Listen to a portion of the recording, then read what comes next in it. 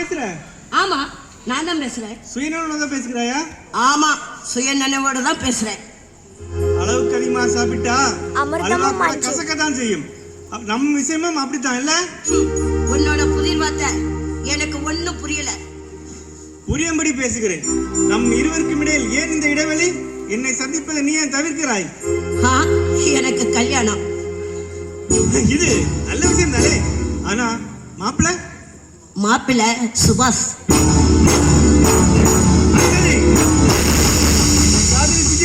இன்னொருத்தரை கழுத்து நீட்டுறது துரோகம்.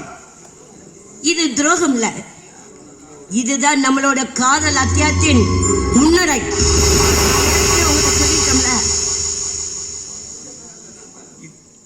நீ ஒரு நல்ல காதலன், நல்ல நண்பன். ஆனா எனக்கு கணவனா வரக்கூடிய தகுதியை உனக்கு கிடையவே கிடையாது.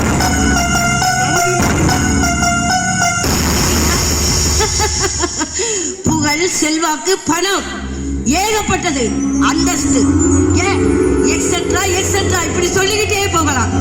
பணம், பொருள், செல்வாக்கு இதெல்லாம் நம் வாழ்க்கையில் பாதி சம்பாதிப்பது. நல்ல குணம் ஒன்றுதான் நம் கூட இருப்பது.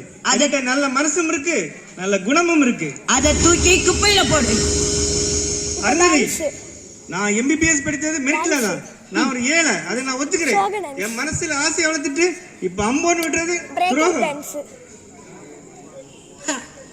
நியாயம் அநியாயம் இதெல்லாம் எனக்கு தெரியவே தெரியாது. எனக்கு தெரிஞ்ச ஒரே விஷயம் பணம் பணம் பணம் மட்டும்தான். நம்மளோட கடைசி சந்திப்பு. வரட்டுமா?